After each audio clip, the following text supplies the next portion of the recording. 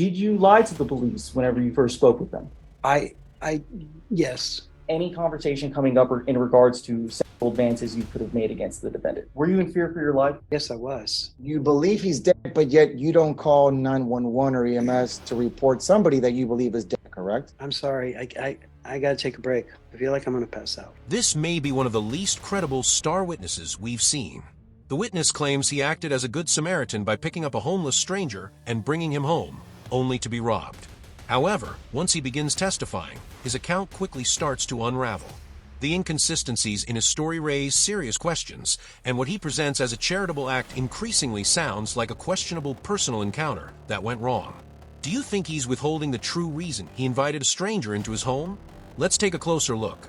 Do you solemnly swear or affirm the testimony you give will be the truth and nothing but the truth, so help you God? Yes, I do. All right, you can lower your hand. Make sure you keep your voice up so that the jurors and the court reporter can hear. If you'll state your name and spell it. James Glenn Loomer. That's JamesGlennLoomer. All right, state. Mr. Loomer, can you make sure that the microphone is closed? Mr. Loomer, what do you do for work? I'm unemployed at this moment. How long have you lived in San Antonio? I'm San Antonio. I came here with the Air Force in 1986 How long were you with the Air Force? for 10 years. What side of San Antonio do you live on? Now I live on the northwest side. Back to March 2022, where did you live? I'm sorry? March of 2022. On 3006 Tawny Oak Drive. What side of town is that on? North Central, I guess? Is that in their town? Yes. So I'm going to get straight into it, sir. On March 29th of 2022, you recall picking what you believe to be a homeless man up from a store near your home. Yes, I do. Where was that store? It was Moss Rock and Vance Jackson. How far away from your home is that? I don't know. I'm not much about miles, but I would say maybe half a mile, maybe less. Have you ever seen this person before? No, Have you ever talked to this person? no. Here, sir, and make sure, just for the court reporter, let me finish asking the question before. Oh, I'm sorry. I thought you asked me if I've seen this person before. I did, sir. I think you just kind of cut in the middle. So, what drew your attention to this man? I thought he was dead. I drove by a couple of times. I was doing some errands, and every time I drove by, he was in the same spot, and he was laying down. And I thought maybe he was. I've never seen anybody laying there like that before, and it was dark. It was early evening, I guess, and I thought he was dead. And so, around, you said early evening, did you know what time you saw him at? I thought, you know what? I don't remember for sure. But it was, you believe to be early. Yes. Did you approach him? No, I did not approach him. I pulled up in my car alongside where the place that he was laying at. Did you try and talk to him? I rolled down my window and I said, "Hey, are you okay?" And he didn't answer. And I said, "Hey, are you okay?" And he didn't answer. So I'm like, "Hello?" And then all of a sudden he just woke up. He believed the individual might be deceased, yet chose not to contact emergency services. Instead, he briefly attempted to rouse him and then disengaged. That behavior does not reflect the actions of a good Samaritan. When someone appears unresponsive, the appropriate response is to immediately call 911, not to treat the situation casually or walk away. And when he woke up, what did you tell him? I said, "Are you all right?" And he said, I don't remember what he said. Did you offer to let him stay in your room? No, I did not offer him. What I did was I asked him, I said, I live close by, would you like to come over and take a shower and get something to eat? And why did you make this offer? Because I was worried about him. So did he accept your offer? At first he didn't, and then I left, and then I came back. And then I said, "Are you sure? Because it's not a problem. I mean, I could take you to Haven to Hope tomorrow." Did he finally accept your offer? Eventually, yes, obviously he did, because, see, I don't remember much about all this. So I'm trying, I don't remember exactly. He did he did come with me, yes. And it's okay if you don't remember before, sir. You say that you don't remember before. Okay. It's just, and answer the question. Okay. So, you took him home. What happened after you took him home? What do you mean by what happened? So, what took you once you got you? Well, he came out. Well, before we walked in the house, I told him, I said, "Just do me a favor. When we get in the house, please leave all your things at the front door. And please don't wander around my house going through my things." I said, "I'll show you where the bathroom is. And if you need anything, you ask me and I'll bring it to you." So why did you tell him to do that? Because I didn't want him to steal anything. Once you told him that, what did he do? He did. He did. He put his stuff down and he went to the bathroom. Now, he went to the bathroom right away when we got there. And then I assume he cleaned up. I don't know because he was in there for quite a while. And then, yeah. Did you give him any clothes to wear? No, I don't remember. Did you give him any clothes to wear? I don't remember. After he was done cleaning himself up, what happened? I don't remember exactly, but I'm assuming that, I mean, I told him where to sit in the living room. I said, now, you can go ahead and stay right here and I'll make you something to eat. I had some ham and cheese. I made him a ham and cheese sandwich. And where exactly did you tell him to sit? Right in the living room, there's a recliner by the window. And I said, and it reclines back to almost like a bed. So I said, well, listen, I said, you know what, this is going to, you can stay here, sit here and sleep here. And there was a sofa there where I would be, so I could keep an eye on him. And did he end up falling asleep there? Yes. Did you end up falling asleep on the No, sofa? I did not sleep. I was too scared to go to sleep. Where did you end up going once he fell asleep? I was on the sofa the whole time with my dog. So you did not fall asleep that night? No, I did not sleep. I was too scared.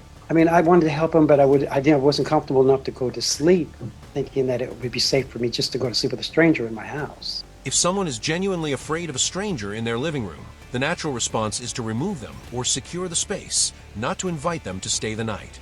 Claiming fear while engaging in such behavior seriously undermines credibility and suggests a complete absence of basic self-preservation. What time did you wake up the next morning? I didn't go to sleep, so I didn't wake up because I didn't go to sleep. So what time did you start to get up for the day? My normal morning routine is my dog likes to go outside about 8 o'clock in the morning, so it was probably about 8 or so. But you don't remember? I don't remember exactly what time it was. So when you finally started the process of getting up, what did you do? I offered to make breakfast tacos. And what did he say in response? I don't remember exactly what he said, but we didn't get to the breakfast tacos. What instead happened after you asked him and he didn't? He started rummaging through my things. So when you say rummaging through your things, what do you mean? He was going around like my living room area and my entryway area where I have a dresser with things, and in my dining room area. And he was, I don't know, he was looking for something. I don't know what he was looking for. Was he saying anything while he was doing this? Yeah, where's the H?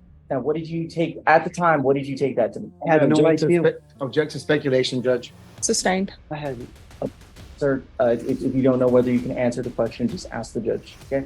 So he's asking you, where's the H? What was he doing while he's saying this? What was he doing? He was rummaging through my things. What did you say in response? I said, what do you mean by H? What did he say in response to that? He didn't Object say, to hearsay, Judge. he didn't say anything to me. Excuse me, sir. I'm sorry. No. I'm just going to explain some rules to you, okay? When either counsel asks you a question, if somebody stands up, that means that they're objecting to something. Okay. So once you see one of the defense attorneys stand up, stop talking, Okay. and then I'll make a ruling. Okay. I'm And sorry. then if you have a question over whether or not you can answer, just ask me. So stop saying anything. Yes, once you see an attorney stand up. Okay, got it. All right. Ask your question, and then the court will hear what the objection is. What did he say? What did he say in response to when you said, what do you mean by H? Objection to hearsay, Judge. All right. And who is the person you're asking, It has speaking? has not been identified as the defendant, but it's going to be the defendant. All right. Then you need to lay the foundation for who you're speaking about. So the objection will be sustained. Do you recognize the gentleman that you picked up here in the courtroom today? Do I what? Recognize the gentleman who you picked up in the courtroom today? Do you see him? Well, I assume it's right there. Do you know? No, Do you remember what he looks like? no. So he ended up responding saying, where's the H? He was rummaging through your things. Did he have anything on him when he was rummaging through your things? On him at first, no. But eventually, what did he have eventually? When it got closer to when I told him it's time for you to leave, I'll take you wherever you need to go. He was in the entryway and he had a knife in his hand. Which hand did he have the knife in? Do you remember? I don't remember exactly. Were you trying to get him to leave? Yeah, when he started rummaging through my things, I said, it's time for you to go. Did he say anything in response to that? I don't remember. How did you try to get him to leave? I opened the front door and I opened up the screen door and I propped it open and I pointed to the door and I pointed outside and said, you need to go now. And what happened after you said that? He punched me in the head, Where did he punch you? right above my eye. Did you fall after he hit you? I didn't fall. I hit it. He hit me so hard that I went up against the door. My glasses went flying and all I saw was blood going everywhere. And how did you react upon getting hit? I was shocked and I ran out the door. I ran across the street to my neighbor's house and knocked on her door. And when you ran to your neighbor's house, what did you do? I asked her to call the police. While you were at your neighbor's house, could you see the defendant? No, well, I was facing the door talking to my neighbor lady, and then as I turned around to go back towards the house, he was coming out the door holding, I don't know what, a big box of something, I don't know what. And I asked my neighbor, I said, please take a picture, because she had her phone with her. Take a picture of him because he's got a bunch of stuff in his hands. And did you see exactly what he had in his hands? No, I did not. Once he left your home, what did you do? I went back inside to check on my dog because I was worried about her. And did you notice anything missing once you were inside? Not right away, no. I was still dizzy from getting punched. Did the police arrive? Shortly after, yeah. And do you remember speaking with them? Do I remember now speaking? No, I don't. Yeah, I don't. No. So you don't remember the specifics? No. When you spoke to the officers, did you tell them what happened? I mean, it was Judge, I'm going to object. I think Mr. Loomer just testified that he doesn't remember what he said to the police. So when the state follows up with, did you tell them what happened? Excuse me. He just testified with the jury. He doesn't know what he... So again, did you tell the police what happened? Yes. And do you recall what you told the police happened? Yeah, that I got punched in the head and some guy ran off with my stuff. Did you lie to the police whenever you first spoke with them? Yes. What did you lie about? About how he got to my house. What did you recall telling the police? I was embarrassed, so I told him that the guy showed up knocking on the door. So the first version of events was that he showed up to the door. If you can answer. Yes. Why were you embarrassed? Because I picked up a homeless man that assaulted me in my home. And I didn't want to tell the cop, oh, it's all my fault. I deserve it. Were you worried that they were going to judge you? Oh, yes. He provided false statements to law enforcement regarding a violent crime, citing embarrassment as his motive. When personal pride outweighs the seriousness of a felony perjury charge, it raises serious questions about credibility, particularly for someone positioned as the prosecution's key witness. I mean, I judge myself now every day. I think to myself, you know what? I don't think I would help a homeless person again. So did you end up talking to detectives once they arrived on the scene? Yes, I did. And how long after the initial conversation with the police? Can you repeat the question? How long after your initial conversation with the police did that conversation with the detectives happen? It's all a blur to me. It all happened with what? I don't remember the times. Do you remember if it was a short time, a long time? It seemed like the cops were there forever. But it happened in the same, I guess, series of events. Yes. When you spoke to the detectives, did you tell them the same story that you had told the first responding officer? No, at first responding officers, I told them that he came to my house. The second, and the detectives asked me again, and I told them the truth. But did you at first tell the detectives the first story? Yeah. Yes. You tell the detectives the new story. And then from there, do you recall any conversation coming up in regards to sexual advances you could have made against the defendant? Repeat the question. Do you recall the topic of possible sexual advances you made against the defendant? Do you recall that being brought up? No. Okay. Did you make any sexual advances towards the defendant? Absolutely not. Did you offer any type of sexual favors? Absolutely not. Did you give him any items to leave with from your home? No, I don't remember. Did you end up being treated at the scene? Yes, above my left eye, gushing blood. The ambulance driver could not stitch it. It was so bad. Okay, so you got treated at the scene by an ambulance. By the ambulance driver, yes. But then I had to go to the hospital. And when did you end up going to the hospital? After the cops left 3 or 4 hours later. Now, before the police left, did you end up going anywhere with the detectives? Yes, I did. Where did you end up going? To identify the person. How did they do this identification? Where were you? I was in the back of the police car. Were you told to look in a certain direction? What was told to you? Do you remember? Yeah, I was told to look. Yes, I was told to look towards the other police car. When you looked at the other police car, did you see anyone? Yes. Who did you see? I saw the man that assaulted me. And were you able to positively identify him to police? Yes, I did. I'm going to show you. It's going to end up being marked. Oh, Your Honor, may I approach the defense? Yes. May I approach the witness, Judge? Yes, you may. So I'm trying to look at marks and stages of it 1 through 6. Do you recognize these? That's me. What are they photos of? Photos of my head being bandaged up from the EMS driver. So let's go to State's Exhibit 1. What is that a photo of? I'm sorry? What is State's Exhibit 1 a photo of? Photo of my head being bandaged up with my glasses on. Okay. And what's State's Exhibit number 2? That's me with my puppy on the sofa. Okay. And what's Bandaged up and with my glasses on. State's Exhibit number 3? Blood on my hands. State's 4. Same as the other one. Okay. State's 5. That is me on my sofa, bandaged up with my dog. And then state 6. That's me standing in my living room, bandaged up. And how long after these events were these photos taken? Do you recall?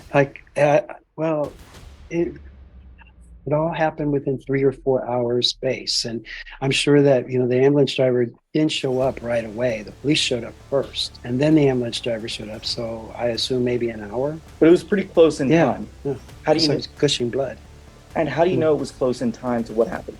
How do I know? Oh, because I'm wearing the scrub top.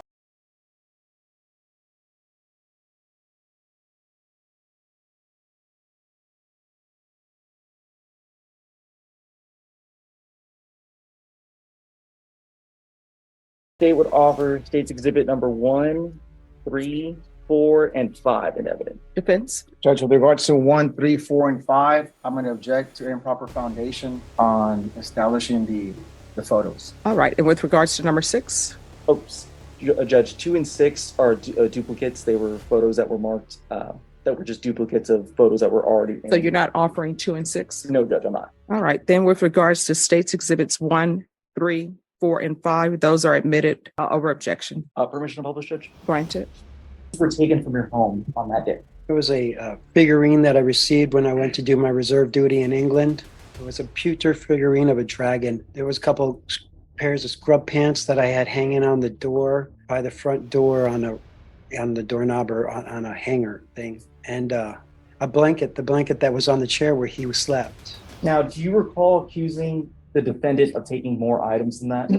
I didn't know what he took. I know, all I know is I saw him walking out of the house with a box like this, and I know that when he got there, he only had a backpack. So I assumed he had a whole lot more stuff, and I ran back in the house because I was afraid he had my dog in the box. So, but did you ever accuse him of taking your phone? What? Did you ever accuse him of taking your phone? Taking my phone? Yes, sir. Yeah, because I couldn't find it. And were you? I thought he had. Yeah, I located it after the madness. How valuable were these items that you took? I don't know what the value of the pewters figurines were because I bought it in England in 1990. It was pewter with crystal and all that. I don't know what the value was.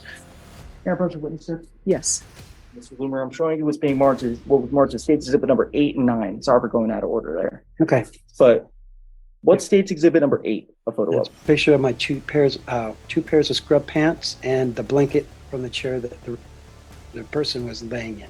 Okay. And is that an accurate photo of those items? Yes.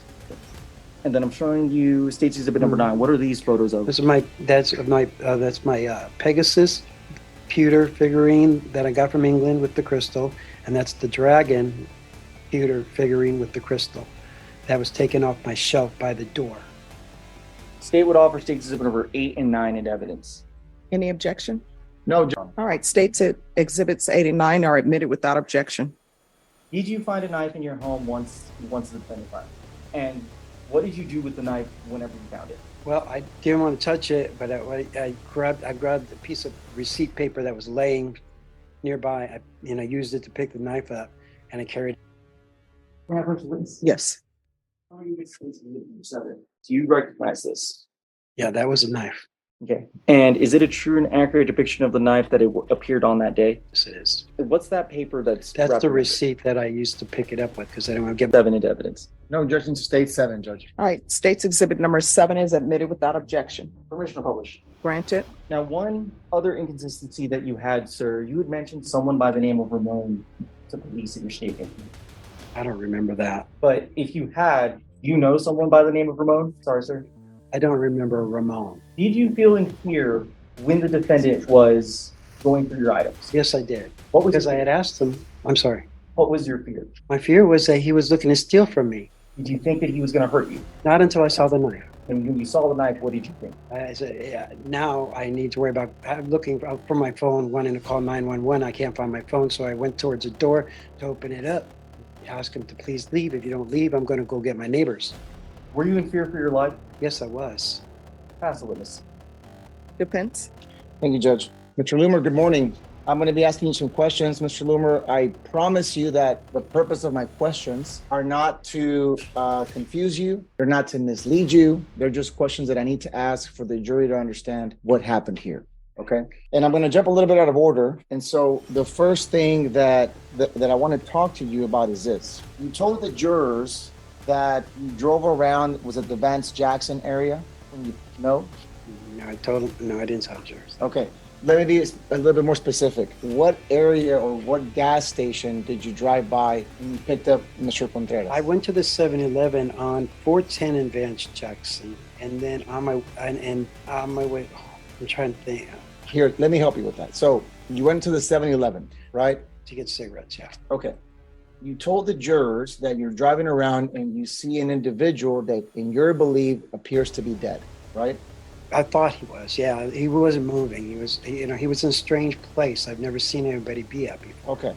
And so you believe he's dead, but yet you don't call 911 or EMS to report somebody that you believe is dead, correct? Okay, so can we backtrack here? I drove down Moss Rock. Give me 1 second. Okay. Let's go in order. Okay. You just finished telling the juror you thought that individual was dead, correct? The first time I saw him, I drove by Moss. I drove down Moss Rock to go to the 7-Eleven. As I drove by, I saw somebody laying there. To non-responsive, Judge. All right, that will be sustained. You need to listen to the question. I know, No, but it was in the wrong Stop. order, right? Sorry. you need to listen to the question Okay. and answer the question that's being asked of you, okay? Okay. All right, thank you. Okay, Mr. State- Loomer, so very simply, I'm sorry, defense. yes, Judge. Very simply, Mr. Loomer, you see this individual and you believe that individual is dead, right? Is that a yes? Yes. Okay. And yet you don't call 911 or an ambulance to report that dead person, right? Right. Okay. What you tell the jurors is that you still go a step further and you approach that individual that you believe to be dead, correct? Right. You just told the jurors you went to the store to get cigarettes, right? Did you get the cigarettes before or after you saw the individual you believe to be dead? I got cigarettes before. Okay, so it's safe to say that you had just gotten in your car after having a conversation with the cashier and getting your cigarettes, correct? No. Okay, let's take it a step further then. You get in your car, and yet not only do we know you don't call law enforcement or I'm the ambulance. confused. Your Honor, I'm confused. He's not doing the right order. Excuse me, sir. I'm sorry. I'm Sir? confused. Just one moment. Ladies and gentlemen, if I could have you all step outside just for a moment. Mr. Loomer, I'm going to explain something to you, and I want you to listen to me very carefully and internalize what I'm saying. The state asks you questions. You answer their questions, correct? The defense is asking you questions. You need to answer the questions that's being asked of you. The defense attorney can ask his questions however he wants to ask them, and he can ask them in whatever order he wants to ask them. Do you understand? Yes, ma'am. So there is not to be the back and forth with me Yes, ma'am. where you're telling me, well, Judge, he's asking the questions in a different order. He may ask whatever questions he wants to ask. If there's an issue with the question, then the state may or may not choose to object if it's a question that's objectionable or against the rules. Do you understand? Yes, ma'am. So there is to be no comment with me Yes, ma'am. about how you feel the defense is asking their questions. Do you understand? Yes, ma'am. Is there anything that you do not understand? No, ma'am. All right. Okay, Mr. Loomer, remember what I said, okay? I'm going to ask you some questions. I'm not trying to mislead you or confuse you, okay? But I did tell you I am going to go out of order, okay? All right. So you didn't get out of your car to notify the gas station attendant you believe to be a dead individual outside of the store, correct? No. And you just told the jury you didn't call the officers or law enforcement either, correct? No. Okay. But yet you approached them and said, hey, are you okay? Right? Yes. You didn't ask them either, hey, let me call you an ambulance or the fire department, right? No. Okay. Now, let's just get this out of the way first. At that time, March 29th, 2022, you weren't employed with Heaven for Hope, correct? Repeat the question, please. Yes. On March 29th, 2022, you were not working for Haven for Hope, right? No. You weren't working for Catholic Charities, right? You weren't working for the Salvation Army, No. correct? You weren't working for the Hope House, No. correct? You weren't working for any nonprofit organization that helped homeless individuals on the streets, No. correct? Is that right? No. Okay. And yet you're telling this jury that you picked up this individual and took him to your house, correct? Yes. Okay. And so you're telling the jury that you did it out of the kindness of your heart, right? Yes. But yet you told the jury that when you got home, the first thing you said to that individual was, don't touch anything, right? Yes. You told them, leave your stuff in the front door, Yes. right? According to you, you were so worried about this guy that you slept, that you stayed on the couch awake the whole night. Yes. By the way, you just told the jurors that before, can I approach, Judge? Yes.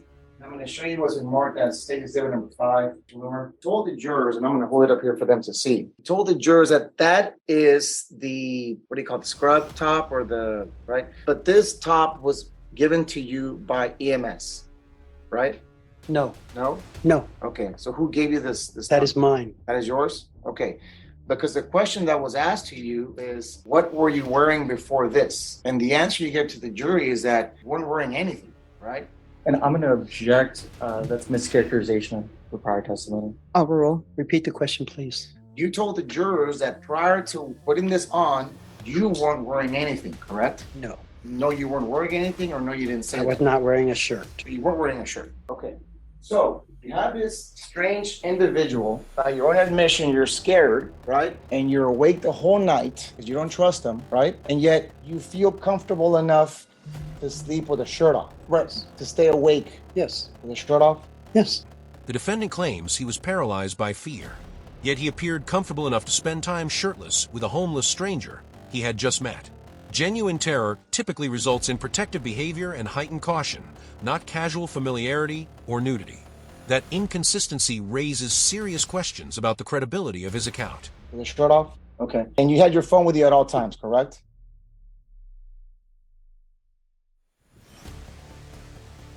Doesn't anybody? Right, so you did. I mean, yeah, it's somewhere around the house. But again, just to make sure we're understanding you, right? You're told the juror that this individual wakes up and he starts rummaging through your house, right? Yes. You told the jurors that you had your phone with you, right? But yet you don't call the cops, right? Yes. You don't call them, right?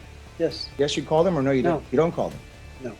Okay. Again, jumping out of order. Do you remember talking to a detective de la Rosa? I don't know specifically who I Do talked you to. remember talking to a detective on March 30th, 2022? I talked to a lot of cops and detectives. Okay. I don't know who it was. All right, and we'll get into that, okay? Let's talk about one of the inconsistencies you've given throughout this trial, okay? When you talked to Detective De La Rosa on March 30th, 2022, do you remember talking to him? Yes. Okay. Do you remember telling him that you claimed to have met this individual through a mutual friend by the name of Ramon? No. Or Raymond? You don't remember that? No. Okay. So if Detective De La Rosa puts in his report that you told them on March 30th, 2022, are you telling this jury that Detective De La Rosa Ramon came into this picture? No. You're telling the jurors that you don't know an individual by the name of Ramon. Yes. Are you sure about that? Yes. Okay. You take this individual to your house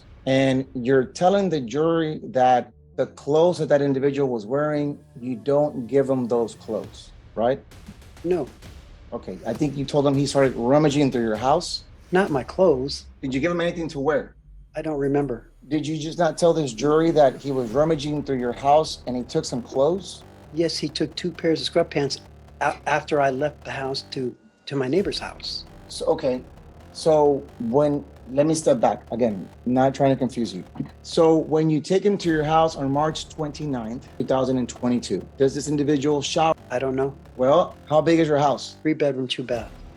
And you just told this jury that you had an eye on him at all times, correct? Yes. Yes. Right? Because according to you, you've never done this before, right? Yes. And you're telling this jury that you don't know if the individual that you don't trust took a shower that night? I don't remember. Okay. When this individual sleeps, is he wearing He anything? wasn't on the sofa. He was in a chair. The recliner. When he's sleeping on the recliner, the chair. Let's just use your words. On the chair. Is he wearing any clothes? Yes. What is he wearing? I don't remember. Okay. Your dog is with you at all times. Yes. By my Okay. side. By your side. All right. Let me go back a second. This morning, Mr. Loomer, and I'm fast forwarding a couple of years. Okay. This morning, Sorry, June say that 4th again. Yeah, I'm fast forwarding a couple of years. All right. June 14th, 2023. Right. You had a meeting with the gentleman over here to my right. Correct. You're talking about Today? Yes, June 14th, 2023. Today. Yes. Okay. How long did you meet with him for? I got here at what, 8:15, and I met with him and Rose until we came down here at 10. Okay. And during that meeting, you gave to the state, the gentleman to my right, you gave them another version of what happened on that day, correct?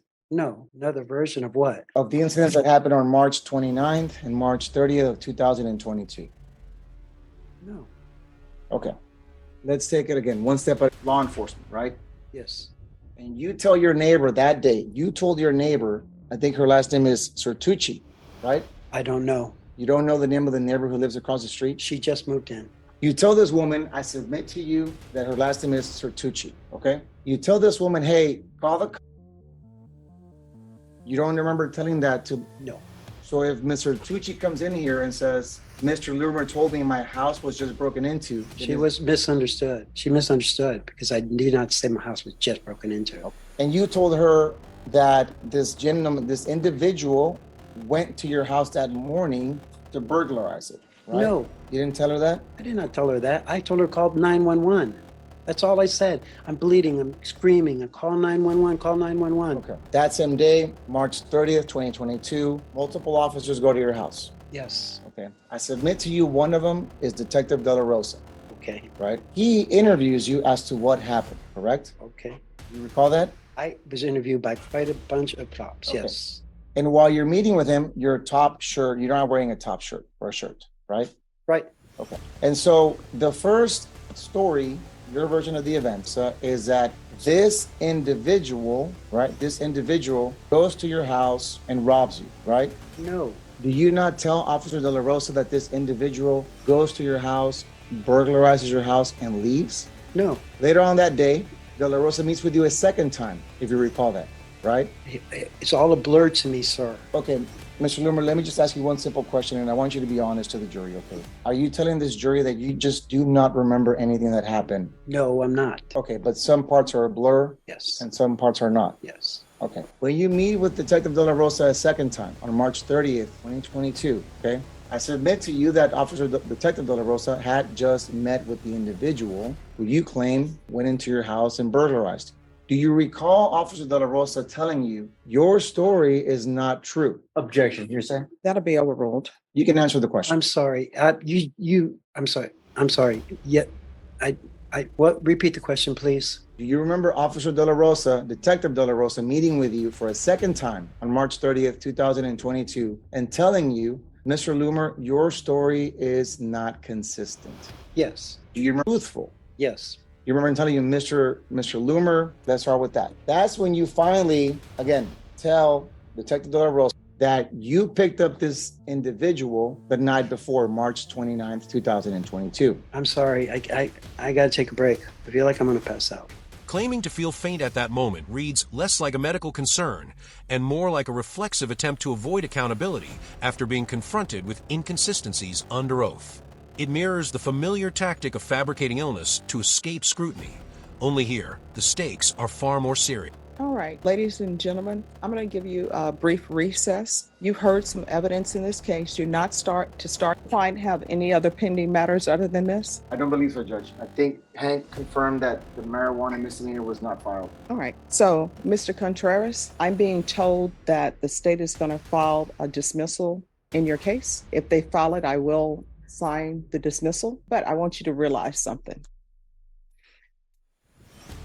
Whatever brought you here today, you need to change your ways.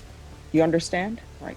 You're going to have to do better because your minimum sentence, if this case were to go forward, if the jury would have found you guilty, if your minimum is 25 years in prison. You understand? And what I can tell you as a former defense attorney and a prosecutor, in these type of cases, if a jury finds somebody guilty, usually they don't give 25. They don't give the minimum. Usually they give 80 years or life. As a prosecutor, I once had a jury give someone 99 years in prison. And then when I went back to talk to them, you know what they said? Stephanie, we were going to give the person life, but we thought maybe they would improve. Was that okay with you? So, how old are you? You're 36 years old. You need to change your ways. You understand? Okay. This witness's testimony unraveled so completely that the prosecutor was forced to dismiss the case mid-trial, an outcome that is both rare and striking to witness. The judge's closing remarks were particularly pointed, emphasizing that the dismissal was not a declaration of innocence, but a direct result of the accuser's lack of credibility. The distinction matters. What's your take? Do you believe the robbery was fabricated from a start? Share your thoughts in the comments. Thank you for watching. If you found this case insightful, be sure to like and subscribe. And as always, stay tuned for more.